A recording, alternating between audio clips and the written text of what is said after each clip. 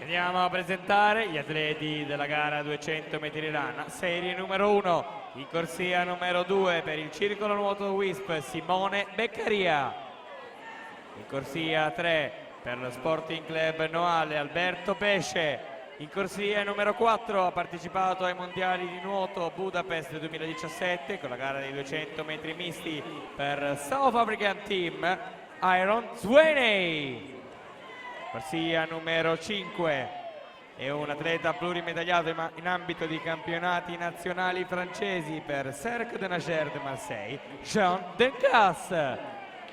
Corsia numero 6 Marco Primo Guernier, Piave Nuoto. Corsia numero 7 Alberto Giovanni Menin, Fondazione Bentegodi.